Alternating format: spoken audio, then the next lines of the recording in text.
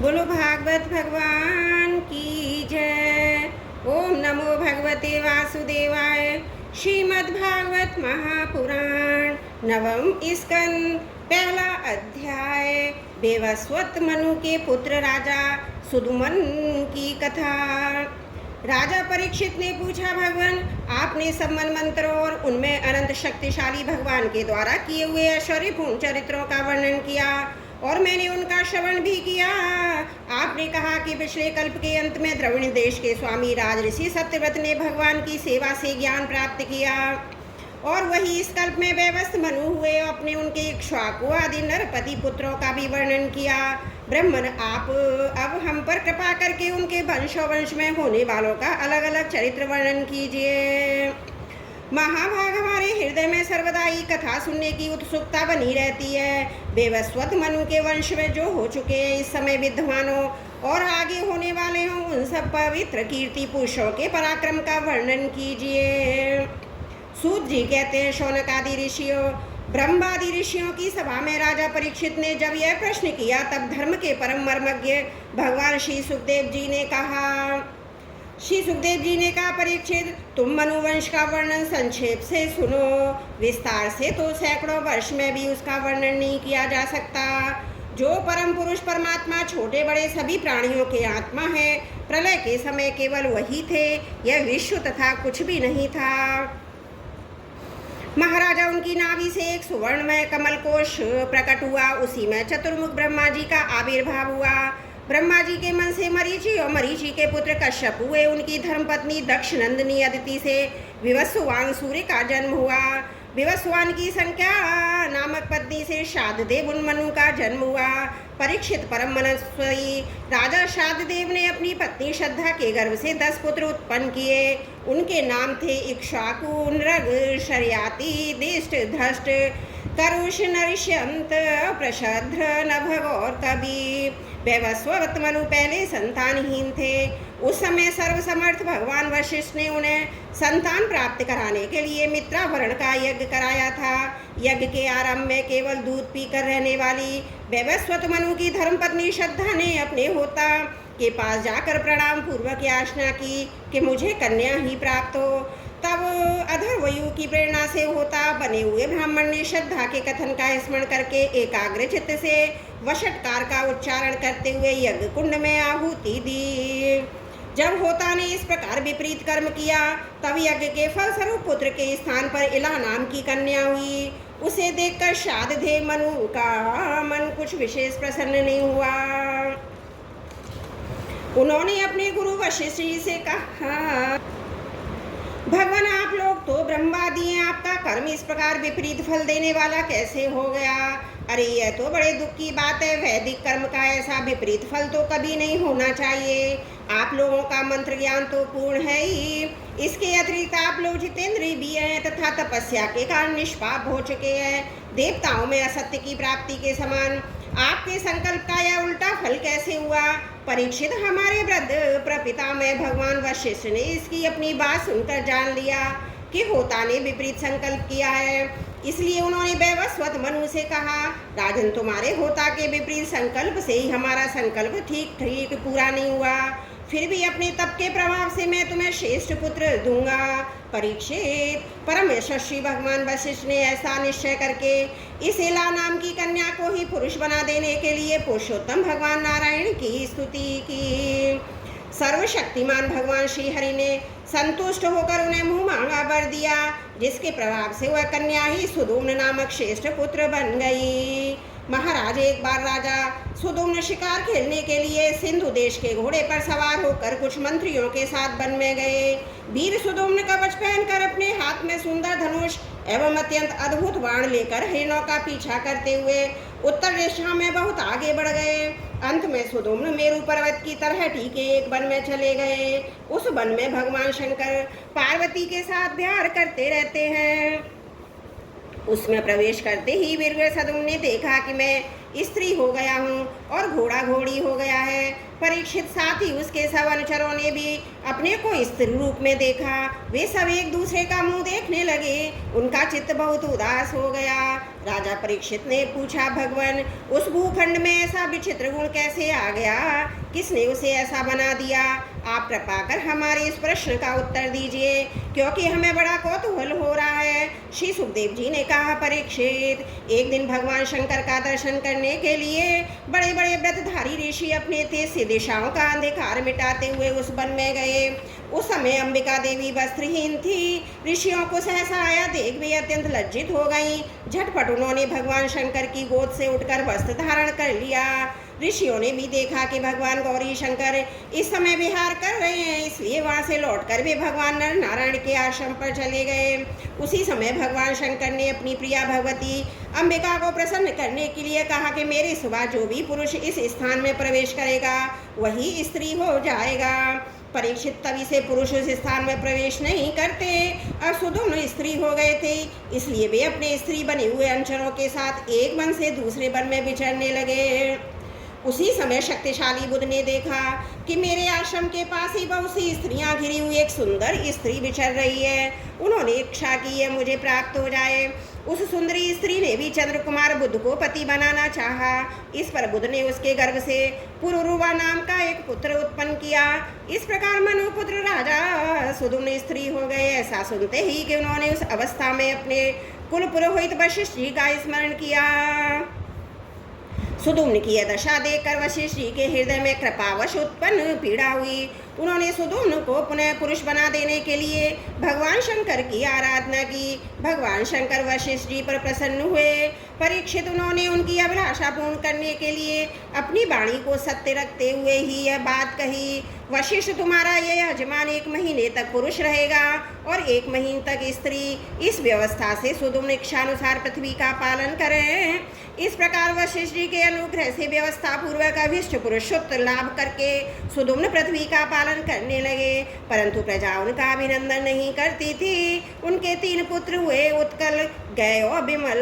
परीक्षित वे सब दक्षिणापथ के राजा हुए। बहुत दिनों के बाद वृद्धावस्था आने पर प्रतिष्ठान नगरी के अधिपति सुदुम्न ने अपने पुत्र पुरुरवा को राज्य दे दिया और स्वयं तपस्या के लिए वन की यात्रा की। बोलो भागवत भगवान की जय। 9वां स्कंद प्रथम अध्याय समाप्त। त्रुटियों के लिए क्षमा प्रार्थी हूँ। बोलो भागवत भगवान की जय। 9वां स्कंद दूसरा अध्याय। प्रशर्द्र आदि मनु के 5 पुत्रों का वंश। श्री सुखदेव जी कहते हैं, परीक्षित, इस प्रकार जब सुदुम्न तपस्या करने के लिए वन में चले गए, तब वैवस्वत मनु ने पुत्र की कामना से यमुना के तट पर 100 वर्ष तक तपस्या की। इसके बाद उन्होंने संतान के लिए सर्वशक्तिमान भगवान श्री हरि की आराधना की और अपने ही समान 10 पुत्र प्राप्त किए, जिनमें सबसे बड़े इक्ष्वाकु थे। उन मनुपुत्रों में से एक का नाम था प्रशद्र। गुरु वशिष्ठ जी ने उसे गायों की रक्षा में नियुक्त कर रखा था। अतः वह रात्रि के समय बड़ी सावधानी से वीरासन से बैठा हुआ गायों की रक्षा करता। एक दिन रात में वर्षा हो रही थी। उस समय गायों के झुंड में एक बाघ घुस आया। उससे डरकर सोई गायें उठ खड़ी हुई। वे गौशाला में ही इधर उधर भागने लगी। बलवान बाघ ने एक गाय को पकड़ लिया। वह अत्यंत भयभीत होकर चिल्लाने लगी। उसका वह क्रंदन सुनकर प्रशर्द्र गाय के पास दौड़ आया। एक तो रात का समय, दूसरे घनघोर घटाओं से आच्छादित होने के कारण तारे भी नहीं दिखते थे। उसने हाथ में तलवार उठाकर अनजान में ही बड़े वेग से गाय का सिर काट दिया। वह समझ रहा था कि यही बाघ है। तलवार की नोक से बाघ का भी कान कट गया। वह तुरंत भयभीत होकर रास्ते में खून गिरता हुआ वहां से निकल भागा। शत्रुदमन प्रशद्र ने यह समझा कि बाघ मर गया, परंतु रात बीतने पर उसने देखा कि मैंने तो गाय को ही मार डाला। इससे उसे बड़ा दुख हुआ। यद्यपि प्रशद्र ने जानबूझकर अपराध नहीं किया था, फिर भी कुल पुरोहित वशिष्ठ जी ने उसे शाप दिया कि तुम इस कर्म से क्षत्रिय नहीं रहोगे, जाओ शूद्र हो जाओ। प्रशद्र ने अपने गुरुदेव का यह शाप अंजलि बांधकर स्वीकार किया। और उसके बाद सदा के लिए मुनियों को प्रिय लगने वाले नैष्ठिक ब्रह्मचर्य व्रत को धारण किया। वह समस्त प्राणियों का अहेतुक हितैषी एवं सबके प्रति समान भाव से युक्त होकर भक्ति के द्वारा परम विशुद्ध धर्मात्मा भगवान वासुदेव का अनन्य प्रेमी हो गया। उसकी सारी आसक्तियाँ मिट गईं, वृत्तियाँ शांत हो गईं, इंद्रियाँ वश में हो गईं। वह कभी किसी प्रकार का संग्रह परिग्रह नहीं रखता था। जो कुछ देववश प्राप्त हो जाता उसी से अपना जीवन निर्वाह कर लेता। वह आत्मज्ञान से संतुष्ट एवं अपने चित्त को परमात्मा में स्थित करके प्राय सामेध्य रहता। कभी कभी जड़ अंधे और बहरे के समान पृथ्वी पर विचरण करता। इस प्रकार का जीवन व्यतीत करता हुआ वह एक दिन वन में गया। वहाँ उसने देखा कि दावानल धधक रहा है। मननशील प्रसद्र अपनी इंद्रियों को उसी अग्नि में भस्म करके परब्रह्म परमात्मा को प्राप्त हो गया। मनु का सबसे छोटा पुत्र था, कवि विषयों से अत्यंत निःप्रिय था। वह राज्य छोड़कर अपने बंधुओं के साथ वन में चला गया। अपने हृदय में स्वयं प्रकाश परमात्मा को विराजमान कर किशोरावस्था में ही परम पद को प्राप्त हो गया। मनुपुत्र करुष से कारुष नामक क्षत्रिय उत्पन्न हुए। वे बड़े ही ब्राह्मण भक्त धर्म प्रेमी एवं उत्तरापद के रक्षक थे। धृष्ट के धराष्ट्र नामक क्षत्रिय हुए। अंत में वे सशरी से ब्राह्मण बन गए। नरक का पुत्र हुआ सुमति, उसका पुत्र भूत ज्योति और भूत ज्योति का पुत्र वसु था। वसु का पुत्र प्रतीक और प्रतीक का पुत्र ओघवान, ओघवान के पुत्र का नाम भी ओघवान ही था। उनके एक ओघवती नाम की एक कन्या भी थी जिसका विवाह सुदर्शन से हुआ। मनुपुत्र नशयन से चित्रसेन, उससे यक्ष और यक्ष से मीणवान और मीणवान से कूर्च और इससे इंद्रसेन की उत्पत्ति हुई। इंद्रसेन से बीतिहोत्र, उससे सत्रशवा, सत्रशवा से उरुशवा और उससे देवदत्त की उत्पत्ति हुई। देवदत्त के अग्निवेश नामक पुत्र हुए जो स्वयं अग्निदेव ही थे। आगे चलकर वे ही कानिन एवं महर्षि जातुकर्ण के नाम से विख्यात हुए। परीक्षित ब्राह्मणों का अग्निवेश्यायन गोत्र उन्हीं से चला। इस प्रकार नरिष्यंत के वंश का मैंने निर्माण किया। अब दिष्ट का वंश सुनो। दिष्ट के पुत्र का नाम था नाभाग। वह उस नाभाग से अलग है जिसमें मैं आगे वर्णन करूंगा। वह अपने कर्म के कारण वैश्य हो गया। उसका पुत्र हुआ भलनंदन और उसका वत्स प्रीति। बस प्रीति का प्रांशु और प्रांशु का पुत्र हुआ प्रमति। प्रमति के खनित्र, खनित्र के चाक्षुष और उनके विवंशति हुए। विवंशति के पुत्र रंभ और रंभ के पुत्र खनि नेत्र, दोनों ही परम धार्मिक हुए। उनके पुत्र करंधम और करंधम के अवीक्षित। महाराजा परीक्षित अवीक्षित के पुत्र मरुत चक्रवर्ती राजा हुए। उनसे अंगिरा के पुत्र महायोगी संवर्त ऋषि ने यज्ञ कराया था। मरुत का यज्ञ जैसा हुआ वैसा किसी का नहीं हुआ। इस यज्ञ के समस्त छोटे बड़े पात्र अत्यंत सुंदर एवं सोने के बने हुए थे। उस यज्ञ में इंद्र सोमपान करके मतवाले हो गए थे और दक्षिणाओं से ब्राह्मण तृप्त हो गए थे। उसमें परसने वाले थे मरुदगण और विश्वदेव सभासद थे। मरुद के पुत्र का नाम था दम, दम से राज्यवर्धन, उससे सुधरती और सुधरती से नर नामक पुत्र की उत्पत्ति हुई। नर से केवल, केवल से बंधुमान, बंधुमान से वेगवान, वेगवान से बंधु और बंधु से राजा तृणबिंदु का जन्म हुआ। तृणबिंदु आदर्श गुणों के भंडार थे।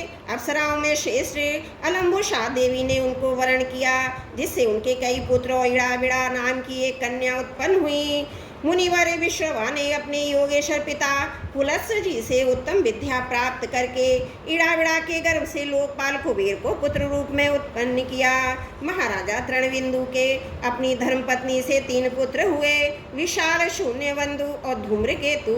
उनमें से राजा विशाल वंशधर हुए और उन्होंने वैशाली नाम की नगरी बसाई। विशाल से हेमचंद्र, हेमचंद से धूम्राक्ष, धूम्राक्ष से संयम और संयम से 2 पुत्र हुए, कृशास्व और देवज। कृशास्व के पुत्र का नाम था सोमदत्त और उसमें यशमेघ यज्ञों के द्वारा ही भगवान आराधना की, योगेश्वर संतों का आश्रय लेकर उत्तम गति प्राप्त की। सोमदत्त का पुत्र हुआ सुमति, सुमति से जन्मेजय। ये सब तृणबिंदु की कीर्ति को बढ़ाने वाले विशाल वंशी राजा हुए। बोलो भागवत भगवान की जय। नवम स्कंद दूसरा अध्याय समाप्त। त्रुटियों के लिए क्षमा प्रार्थी हूँ। बोलो भागवत भगवान की जय। नवम स्कंद तीसरा अध्याय। महर्षि च्वन और सुकन्या का चरित्र। राजा शर्याति का वंश। श्री सुखदेव जी कहते हैं, परीक्षित, मनुपुत्र राजा शर्याति वेदों का निष्ठावान विद्वान था। उसने अंगिरा गोत्र के ऋषियों के यज्ञ में दूसरे दिन का कर्म बतलाया था। उसकी एक कमल लोचना कन्या थी, उसका नाम था सुकन्या। एक दिन राजा शर्याति अपनी कन्या के साथ वन में घूमते घूमते च्वन ऋषि के आश्रम पर जा पहुंचे। सुकन्या अपनी सखियों के साथ वन में घूम घूम कर वृक्षों का सौंदर्य देख रही थी।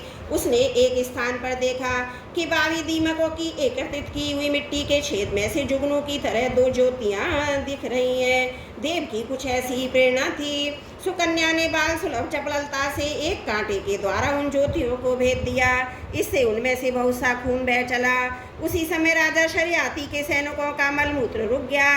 राजऋषि शर्याति को देखकर बड़ा आश्चर्य हुआ। उन्होंने अपने सैनिक से कहा, अरे तुम लोगों ने कहीं महर्षि च्वन जी के प्रति कोई अनुचित व्यवहार तो नहीं कर दिया? मुझे तो यह स्पष्ट जान पड़ता है कि हम लोगों में से किसी न किसी ने उसके आश्रम में कोई अनर्थ किया है। तब सुकन्या ने अपने पिता से डरते डरते कहा, पिताजी, मैंने कुछ अपराध अवश्य किया है। मैंने अनजान में 2 ज्योतियों को कांटों से छेद दिया है। अपनी कन्या की यह बात सुनकर शर्याति घबरा गए। उन्होंने धीरे धीरे स्तुति करके बामी में छिपे हुए च्वन मुनि को प्रसन्न किया। तदंतर च्वन मुनि का अभिप्राय जानकर उन्होंने अपनी कन्या उन्हें समर्पित कर दी और इस संकट से छूटकर बड़ी सावधानी से उनकी अनुमति लेकर वे अपनी राजधानी में चले गए। उधर सुकन्या परम क्रोधी च्वन मुनि को अपने पति के रूप में प्राप्त करके बड़ी सावधानी से उनकी सेवा करती उन्हें प्रसन्न करने लगी। वह उनकी मनोवृत्ति को जानकर उनके अनुसार ही बर्ताव करती थी। कुछ समय बीत जाने पर उनके आश्रम पर दोनों अश्वनी कुमार आए। च्वन मुनि ने उनका यथोचित सत्कार किया और कहा, आप दोनों समर्थ हैं, इसलिए मुझे युवावस्था प्रदान कीजिए। मेरा रूप एवं अवस्था ऐसी कर दीजिए जिससे युवती स्त्रियां चाहती हैं। मैं जानता हूं कि आप लोग सोमपान के अधिकारी नहीं हैं, फिर भी मैं आपको यज्ञ में सोमरस का भाग दूंगा। वैद्य शिरोमणि अश्वनी कुमार ने महर्षि च्वन का अभिनंदन करके कहा, ठीक है, और इसके बाद उनसे कहा कि यह सिद्धों के द्वारा बना हुआ कुंड है, आप इसमें स्नान कीजिए। च्वन मुनि के शरीर को बुढ़ापे ने घेर रखा था। सब और नसें दिख रही थी। झुर्रियां पड़ जाने पर बाल पक जाने के कारण वे देखने में बहुत भद्दे लगते थे। अश्वनी कुमार ने उन्हें अपने साथ देकर कुंड में प्रवेश किया। उसी समय कुंड से 3 पुरुष बाहर निकले। वे तीनों ही कमलों की माला, कुंडल और सुंदर वस्त्र पहने एक से एक मालूम होते थे। वे बड़े ही सुंदर एवं स्त्रियों को प्रिय लगने वाले थे। परम साध्वी सुंदरी सुकन्या ने जब देखा कि ये तीनों ही एक आकृति के तथा सूर्य के समान तेजस्वी हैं, तब अपने पति को ना पहचान कर उसने अश्वनी कुमार की शरण ली। उसके पातिव्रत्य से अश्वनी कुमार बहुत संतुष्ट हुए। उन्होंने उसके पति को बतला दिया और फिर च्वन मुनि ने आज्ञा लेकर विमान के द्वारा वे स्वर्ग को चले गए। कुछ समय के बाद यज्ञ की करने की इच्छा से राजा शर्याति च्वन मुनि के आश्रम पर आए। वहां उन्होंने देखा कि उनकी कन्या सुकन्या के पास एक सूर्य के समान तेजस्वी पुरुष बैठा हुआ है। सुकन्या ने उनके चरणों की वंदना की। शर्याति ने उसे आशीर्वाद नहीं दिया और कुछ अप्रसन्न से होकर बोले, दुष्टे, ये तूने क्या किया? क्या तूने सबके वंदनीय च्वन मुनि को धोखा दे दिया? अवश्य ही तूने उनको बूढ़ा और अपने काम का न समझकर छोड़ दिया है। अब तू इस राह चलते जार पुरुष की सेवा कर रही है। तेरा जन्म तो बड़े ऊंचे कुल में हुआ था। यह उल्टी बुद्धि तुझे कैसे प्राप्त हुई? तेरा यह व्यवहार तो कल में कलंक लगने वाला है। अरे राम राम, तू निर्लज्ज होकर यह जार पुरुष की सेवा कर रही है। इस प्रकार अपने पिता पति दोनों के वंश को घोर नरक में ले जा रही है। राजा शर्याति के इस प्रकार कहने पर पवित्र मुस्कान वाली सुकन्या ने मुस्कुराकर कहा, पिताजी, यह आपके जामाता स्वयं भृगुनंदन महर्षि च्वन ही है। इसके बाद उसमें अपने पिता से महर्षि च्वन के यौवन और सौंदर्य की प्राप्ति का सारा वृत्तांत कह सुनाया। यह सब सुनकर राजा शर्याति अत्यंत विस्मित हुए। उन्होंने बड़े प्रेम से अपनी पुत्री को गले से लगा लिया। महर्षि च्वन ने वीर शर्याति से सोम यज्ञ का अनुष्ठान करवाया और सोमपान के अधिकारी न होने पर भी अपने प्रवास से अश्वनी कुमार को सोमपान कराया। इंद्र बहुत जल्दी क्रोध कर बैठते हैं, इसलिए उनसे ये सहा न गया। उन्होंने चिढ़कर शर्याती को मारने के लिए वज्र उठाया। महर्षि च्यवन के वज्र के साथ उनके हाथ को वहीं स्थगित कर दिया। तब सब देवताओं ने अश्विनी कुमारों को सोम का भाग देना स्वीकार कर दिया। उन लोगों ने वैद्य होने के कारण पहले अश्विनी कुमारों का सोमपान से बहिष्कार कर रखा था। परीक्षित, शर्याती के 3 पुत्र थे, उत्तानवरी, आनर्त और भूरिश्रेण। आनर्त से रेवत हुए। महाराज रेवत ने समुद्र के भीतर कुशल स्थली नाम की एक नगरी बसाई थी। उसी में रहकर वे आनर्त आदि देशों का राज्य करते थे। उनके 100 श्रेष्ठ पुत्र थे। उनमें से सबसे बड़े थे कुकुद्धि। कुकुद्धि अपनी कन्या रेवती को लेकर उसके लिए वर पूछने के उद्देश्य से ब्रह्मा जी के पास गए। उस समय ब्रह्मलोक का रास्ता ऐसे लोगों के लिए बेरोक टोक था। ब्रह्मलोक में गाने बजाने की धूम मची हुई थी। बातचीत के लिए अवसर न मिलने के कारण वे कुछ क्षण वहीं ठहर गए। उत्सव के अंत में ब्रह्मा जी को नमस्कार करके उन्होंने अपना अभिप्राय निवेदन किया। उनकी बात सुनकर भगवान ब्रह्मा जी ने हंसकर उनसे कहा, महाराज, तुमने अपने मन में जिन लोगों के विषय में सोच रखा है वो सब तो काल के गाल में चले गए। अब उनके पुत्र पौत्र तथा नातियों की तो बात ही क्या है, गोत्रों के नाम भी नहीं सुनाई पड़ते। इस बीच में 27 चतुर्युगी का समय बीत चुका है। इसलिए तुम जाओ। इस समय भगवान नारायण के अंशावतार महाबली बलदेव जी पृथ्वी पर विद्यमान हैं। राजन उन्हीं रत्न को कन्या रत्न तुम समर्पित कर दो, जिनके नाम लीला आदि का श्रवण कीर्तन बड़ा ही पवित्र है। वे ही प्राणियों के जीवन सर्वस्व भगवान पृथ्वी का भार उतारने के लिए अपने अंश से अवतीर्ण हुए हैं। राजा कुकुद्धि ने ब्रह्मा जी का ये आदेश प्राप्त करके अपने चरणों की वंदना की और अपने नगर में चले आए। उनके वंशजों ने यक्षों के भय से ये नगरी छोड़ दी और जहाँ तहाँ यों ही निवास कर रहे थे। राजा कुकुद्धि ने अपनी सर्वांग सुंदरी पुत्री परम बलशाली बलराम जी को सौंप दी और स्वयं तपस्या करने के लिए भगवान नारायण के आश्रम बद्री वन की ओर चले गए। बोलो भागवत भगवान की जय। नवम स्कंद 3रा अध्याय समाप्त। त्रुटियों के लिए क्षमा प्रार्थी हूँ। बोलो भागवत भगवान की जय। नवम स्कंद 4था अध्याय। नाभाग और अमरीश की कथा। श्री सुखदेव जी कहते हैं, परीक्षित मनु पुत्र नाभाग का पुत्र था नाभाग। जब वो अधिक काल तक ब्रह्मचर्य का पालन करके लौटा तब बड़े भाइयों ने अपने से छोटे किंतु विद्वान भाई को हिस्से में केवल पिता को ही दिया। संपत्ति तो उन्होंने पहले ही आपस में बांट ली थी। उसने अपने भाइयों से पूछा, भाइयों आप लोगों ने मुझे हिस्से में क्या दिया? तब उन्होंने उत्तर दिया कि हम तुम्हारे हिस्से में पिताजी को ही देते हैं। उसने अपने पिता से जाकर कहा, पिताजी मेरे बड़े भाइयों ने हिस्से में मेरे लिए आपकी ही दिया है। पिता ने कहा, बेटा तुम उनकी बात ना मानो। देखो ये बड़े बुद्धिमान आंगिरस गोत्र के ब्राह्मण इस समय एक बहुत बड़ा यज्ञ कर रहे हैं, परंतु मेरे विद्वान पुत्र वे प्रत्येक छठे दिन अपने कर्म में भूल कर बैठते हैं। तुम उन महात्माओं के पास जाकर उन्हें वैश्यदेव संबंधी 2 सूक्त बतला दो। अब वे स्वर्ग जाने लगेंगे, तब यज्ञ से बचा हुआ अपना सारा धन तुम्हें दे देंगे। इसलिए अब तुम उन्हीं के पास चले जाओ। उसने अपने पिता के आज्ञा अनुसार वैसा ही किया। उन आंगिरस गोत्री ब्राह्मणों ने भी यज्ञ का बचा हुआ धन उसे दे दिया और वे स्वर्ग चले गए। जब नाभाग उस धन को लेने लगा तब उत्तर दिशा से एक काले रंग का पुरुष आया। उसने कहा, इस यज्ञ भूमि में जो कुछ बचा हुआ है वह सब धन मेरा है। नाभाग ने कहा, ऋषियों ने ये धन मुझे दिया है इसलिए मेरा है। इस पर उस पुरुष ने कहा, हमारे विवाद के विषय में तुम्हारे पिताजी ही प्रश्न किया जाए। तब नाभाग ने जाकर पिता से पूछा। पिता ने कहा, एक बार दक्ष प्रजापति के यज्ञ में ऋषि लोग यह निश्चय कर चुके हैं कि यज्ञ भूमि में जो कुछ बच जाता है वह सब रुद्रदेव का हिस्सा है, इसलिए वह धन तो महादेव जी को ही मिलना चाहिए।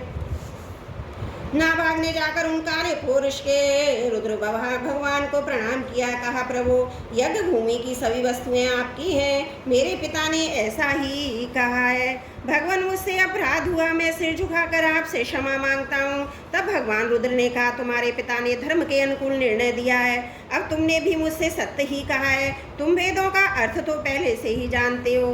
अब मैं तुम्हें सनातन ब्रह्म तत्व का ज्ञान देता हूँ। यहाँ यज्ञ में बचा हुआ मेरा जो अंश है वह धन भी है, मैं तुम्हें ही दे रहा हूँ, तुम इसे स्वीकार करो। इतना कहकर सत्य प्रेमी भगवान रुद्र अंतर ध्यान हो गए। जो मनुष्य प्रातः और सायकाल एकाग्र चित्त से इस आख्यान का स्मरण करता है वह प्रतिभाशाली एवं वेदज्ञ तो होता ही है, साथ ही अपने स्वरूप को भी जान लेता है। नाभाग के पुत्र हुए अम्बरीश, वे भगवान के बड़े प्रेमी और उदार धर्मात्मा थे। जो ब्रह्म शाप कभी कभी नहीं रोका जा सका, वह भी अम्बरीश का स्पर्श न कर सका।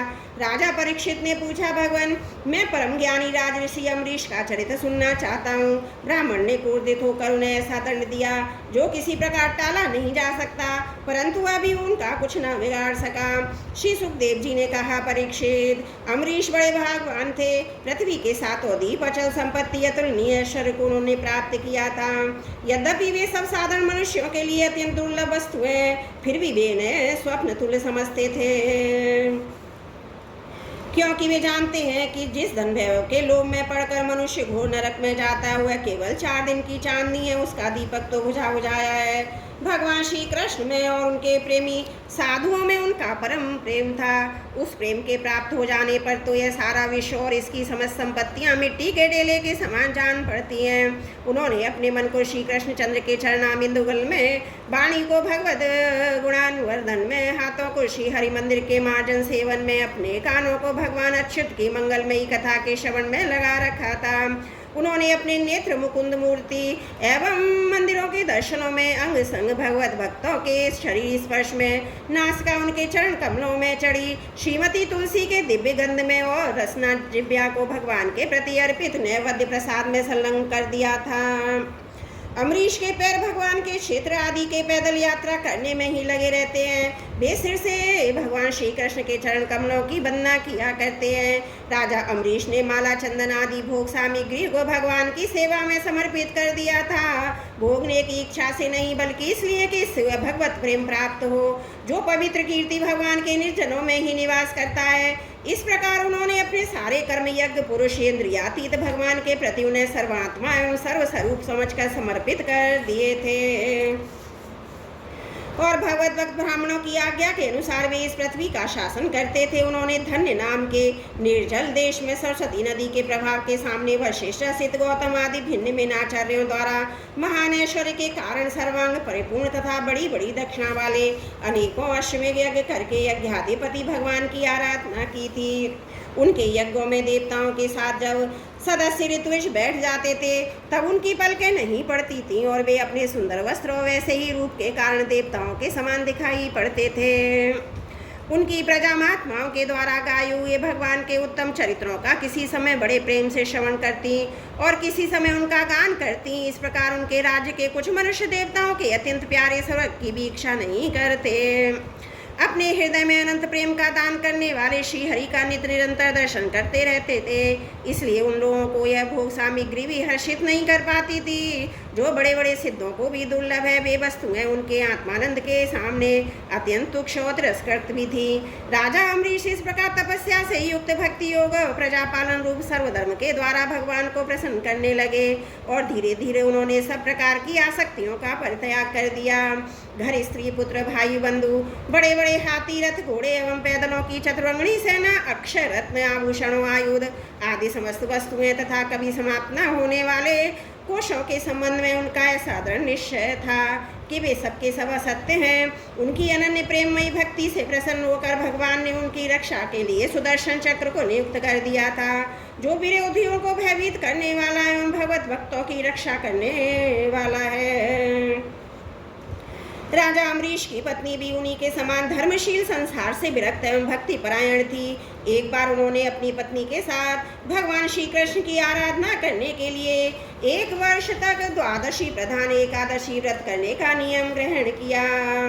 व्रत की समाप्ति होने पर कार्तिक महीने में उन्होंने 3 रात का उपवास किया और एक दिन यमुना जी में स्नान करके मधुबन में भगवान श्री कृष्ण की पूजा की। उन्होंने महाभिषेक की विधि से सब प्रकार की सामग्री और संपत्ति द्वारा भगवान का अभिषेक किया और हृदय से तन्मय होकर वस्त्राभूषण, चंदनमाला, अर्घ आदि के द्वारा उनकी पूजा की। यद्यपि महाभाग्यवान ब्राह्मणों को इस प्रकार की कोई आवश्यकता नहीं थी, स्वयं ही उनकी सारी कामनाएं पूर्ण हो चुकी थीं, वे सिद्ध थे, तथापि राजा अम्बरीश ने भक्ति भाव से उनका पूजन किया। तत्पश्चात पहले ब्राह्मणों को स्वादिष्ट और अत्यंत गुणकारी भोजन कराकर उन लोगों के घर 60 करोड़ गौएं सुसज्जित करके भेज दी। उन गौओं के सींग सुवर्ण से और खुर चांदी से मढ़े हुए थे। सुंदर सुंदर वस्त्रों ने ओढ़ा दिया देख करते थे। वे गौएं बड़ी सुशील छोटी अवस्था की, देखने में सुंदर, बछड़े वाली, खून दूध देने वाली और अत्यधिक दूध वाली। उनके साथ दुहने की उपयुक्त सामग्री भी उन्होंने भिजवा दी थी। जब ब्राह्मणों को सब कुछ मिल चुका तब राजा ने उन लोगों से आज्ञा लेकर व्रत का पालन करने की तैयारी की। उसी समय शाप और वरदान देने में समर्थ स्वयं दुर्वासा जी उनके यहाँ अतिथि के रूप में पधारे। राजा अम्बरीश उन्हें देखते ही उठकर खड़े हो गए, आसन देकर बिठाया और विविध सामग्रियों से अतिथि के रूप में आए हुए दुर्वासा जी की पूजा की। उनके चरणों में प्रणाम करके अम्बरीश जी ने भोजन के लिए प्रार्थना की। दुर्वासा जी ने अम्बरीश जी की प्रार्थना स्वीकार कर ली। इसके बाद आवश्यक कर्मों से निवृत्त होने के लिए वे नदी तट पर चले गए। वे ब्रह्म का ध्यान करते हुए यमुना के पवित्र जल में स्नान करने लगे। इधर द्वादशी केवल घड़ी भर शेष रह गई थी। धर्मज्ञ अम्बरीश ने धर्म संकट में पड़कर ब्राह्मणों के साथ परामर्श किया। उन्होंने कहा, ब्राह्मण देवता ब्राह्मण को बिना भोजन कराए स्वयं खा लेना, द्वादशी रहते प्रारण न करना, दोनों ही दोष हैं। इसलिए इस समय जैसा करने से मेरी भलाई हो, मुझे पाप न लगे, ऐसा काम करना चाहिए। तब ब्राह्मणों के साथ विचार करके उन्होंने कहा, ब्राह्मणों, श्रुतियों में ऐसा कहा गया है कि जल पी लेना भोजन करना भी है, नहीं भी करना है। इसलिए इस समय केवल जल से पारण किए लेता हूँ। ऐसा निश्चय करके मन ही मन भगवान का चिंतन करते हुए राजऋषि अम्बरीश ने जल पी लिया। परीक्षित वे केवल दुर्वासा जी के आने की बाट जो रहे थे। दुर्वासा जी आवश्यक कर्मों से निवृत्त होकर यमुना तट से लौट आए। जब राजा ने आगे बढ़कर उनका अभिनंदन किया तब उन्होंने अनुमान से ही समझ लिया कि राजा ने पारण कर लिया है। उस समय दुर्वासा जी बहुत भूखे थे, इसलिए जानकर कि राजा ने पारण कर लिया है वे क्रोध से थर थर कांपने लगे। भौं के चढ़ जाने से उनका मुंह विकट हो गया। उन्होंने हाथ जोड़कर खड़े अम्बरीश से डांट कर कहा, अहो देखो तो सही, यह कितना क्रूर है, यह धन के मद में मतवाला हो रहा है। भगवान की भक्ति तो इसे छू तक नहीं गई है और ये अपने को बड़ा समर्थ मानता है। आज इसने धर्म का उल्लंघन करके बड़ा अन्याय किया है। देखो मैं इसका अतिथि होकर आया हूँ। इसने अतिथि सत्कार करने के लिए मुझे निमंत्रण भी दिया है, किंतु फिर भी मुझे खिलाए बिना ही खा लिया है। अच्छा देख, तुझे अभी इसका फल चखाता हूँ। यूँ कहते कहते वे क्रोध से जल उठे। उन्होंने अपनी एक जटा उखाड़ी और उससे अम्बरीश को मार डालने के लिए कृत्या उत्पन्न की। वह प्रलय काल की आग के समान दहक रही थी। वह आग के समान जलती हुई हाथ में तलवार लेकर राजा अम्बरीश पर टूट पड़ी। उस समय उसने पैरों की धमक से पृथ्वी कांप रही थी, परंतु राजा अम्बरीश उसे देखकर उससे तनिक भी विचलित नहीं हुए। वे एक पग भी नहीं हटे, ज्यों के त्यों खड़े रहे। परम पुरुष परमात्मा ने अपने सेवक की रक्षा के लिए पहले से ही सुदर्शन चक्र को नियुक्त कर रखा था। जैसे आग क्रोध से गुर्राते हुए सांप को भस्म कर देती है, वैसे ही चक्र ने इस दुर्वासा जी की कृत्या को जलाकर राख कर ढेर कर दिया। जब दुर्वासा जी ने देखा मेरी बनाई हुई कृत्या तो जल रही है और चक्र मेरी ओर आ रहा है, तब वे भयभीत होकर अपने प्राण बचाने के लिए जी छोड़कर एकाएक भाग निकले। जैसे ऊंची ऊंची लपटों वाला दावानल सांप के पीछे दौड़ता है, वैसे ही भगवान का चक्र उनके पीछे पीछे दौड़ने लगा। जब दुर्वासा जी ने देखा कि चक्र तो मेरे पीछे लग गया, तब सुमेरु पर्वत की गुफा में प्रवेश करने के लिए वे उसी की ओर दौड़ पड़े। दुर्वासा जी दिशा, आकाश, पृथ्वी, अतल वितल आदि नीचे के लोक, समुद्र, लोकपाल और उनके द्वारा सुरक्षित लोक और स्वर्ग तक वे गए, परंतु जहाँ जहाँ वे गए वहीं वहीं उन्होंने ऐसे तेज वाले सुदर्शन चक्र को अपने पीछे लगा देखा। जब उन्हें कहीं भी कोई रक्षक ना मिला तब वो डर गए। अपने लिए त्राण ढूंढते हुए वे देव शिरोमणि ब्रह्मा जी के पास गए और बोले, ब्रह्मा जी आप स्वयंभू हैं, भगवान के इस तेजो में चक्र से मेरी रक्षा कीजिए। ब्रह्मा जी ने कहा, जब मेरी दो परार्थ की आयु समाप्त होगी और काल स्वरूप भगवान अपनी ये षष्ठी लीला समेटने लगेंगे, तब इस जगत को जलाना चाहेंगे। उस समय उनके भ्रूभराग मात्र से ये सारा संसार और मेरा ये लोक भी लीन हो जाएगा। मैं शंकर जी, दक्ष, भृगु आदि प्रजापति, भूतेश्वर, देवेश्वर आदि सब जिनके बनाए नियमों में बंधे हैं तथा जिनकी आज्ञा शिरोधार्य करके हम लोग संसार का हित करते हैं, उनके भक्त के द्रोही को बचाने के लिए हम समर्थ नहीं हैं। जब ब्रह्मा जी ने इस प्रकार दुर्वासा को निराश कर दिया, तब भगवान के चक्र से संतप्त होकर भी कैलाशवासी भगवान शंकर की शरण में गए। श्री महादेव जी ने कहा, दुर्वासा जी, जिन अनंत परमेश्वर में ब्रह्मा जैसे जीव और उनके उपाधिभूत कोश इस ब्रह्मांड के समान ही अनेकों ब्रह्मांड समय पर पैदा होते हैं और समय आने पर फिर उनका पता भी नहीं चलता, जिनमें हमारे जैसे हजारों चक्कर काटते रहते हैं, उन प्रभु के संबंध में हम कुछ भी करने की सामर्थ्य नहीं रखते। मैं सनत कुमार नारद, भगवान ब्रह्मा, कपिल देव, अपांतरम, देवल, धर्मा, सूर्य और मरीचि आदि दूसरे सर्वज्ञ सिद्धेश्वर, ये सब सभी भगवान की माया को नहीं जान सकते, क्योंकि हम उसी माया के घेरे में हैं। यह चक्र उन विश्वेश्वर का शस्त्र है, हम लोगों के लिए ऐसा है, तुम लोग उन्हीं की शरण में जाओ, वे भगवान ही तुम्हारा मंगल करेंगे। वहाँ से भी निराश होकर दुर्वासा भगवान के परम धाम वैकुंठ में गए। लक्ष्मीपति भगवान लक्ष्मी के साथ वहीं निवास करते हैं। दुर्वासा जी भगवान के चक्र की आग से जल रहे थे। वे कांपते हुए भगवान के चरणों में गिर पड़े। उन्होंने कहा, हे अच्युत, हे अनंत, आप संतों के एकमात्र वांछनीय हैं प्रभु। विश्व के जीवन दाता मैं अपराधी हूँ, आप मेरी रक्षा कीजिए। आपका परम प्रभाव न जानने के कारण ही मैंने आपके प्यारे भक्त का अपराध किया है प्रभु, आप मुझे उससे बचाइए। आपके तो नाम ही उच्चारण करने से नार की जीभ भी मुक्त हो जाता है। श्री भगवान ने कहा, दुर्वासा जी, मैं सर्वदा भक्तों के अधीन हूँ, मुझ में तनिक भी स्वतंत्रता नहीं है। मेरे सीधे साधे सरल भक्तों ने मेरे हृदय को अपने हाथ में कर रखा है। भक्तजन मुझसे प्यार करते हैं और मैं उनसे। ब्राह्मण अपने भक्तों का एकमात्र आश्रय मैं ही हूँ, इसलिए अपने साधु स्वभाव भक्तों को छोड़कर मैं ना तो अपने आप को चाहता हूँ और ना अपनी अर्धांगिनी विनाश रहित लक्ष्मी को, जो भक्त स्त्री पुत्र गुरुजन प्राण धनीय लोक और परलोक सबको छोड़कर केवल मेरी शरण में आ गए हैं, उन्हें छोड़ने का संकल्प भी मैं कैसे कर सकता हूँ। जैसे सती स्त्री और पातिव्रत से सदाचारी पति को वश में कर लेती है, वैसे ही मेरे साथ अपने हृदय को प्रेम बंधन से बांध कर रखने वाले समदर्शी साधु भक्ति के द्वारा मुझे अपने वश में कर लेते हैं। मेरे अनन्य प्रेमी भक्त सेवा से ही अपने को परिपूर्ण कृतकृत्य मानते हैं। मेरी सेवा के फलस्वरूप जब उन्हें सालोक के सारूप्य आदि मुक्तियाँ प्राप्त होती हैं, तब वे उन्हें भी स्वीकार करना नहीं जानते। फिर समय के फिर से नष्ट हो जाने वाली वस्तुओं की तो बात ही क्या है। दुर्वासा जी, मैं आपसे और क्या कहूँ। मेरे प्रेमी भक्त तो मेरे हृदय हैं और उन प्रेमी भक्तों का हृदय स्वयं मैं हूँ। मेरे अतिरिक्त कुछ नहीं जानते तथा मैं उनके अतिरिक्त कुछ भी नहीं जानता। दुर्वासा जी सुनिए, मैं आपको एक उपाय बताता हूँ जिसका अनिष्ट करने से आपको इस विपत्ति में पड़ना पड़ा है। आप उसी के पास जाइए। निरपराध साधुओं की अनिष्ट की चेष्टा से अनिष्ट करने वाले का ही अमंगल होता है, इसमें संदेह नहीं है। ब्राह्मणों के लिए तपस्या और विद्या परम कल्याण के साधन है, परंतु यदि ब्राह्मण उदंड और अन्यायी हो जाए तो वे ही दोनों उल्टा फल देने लगते हैं।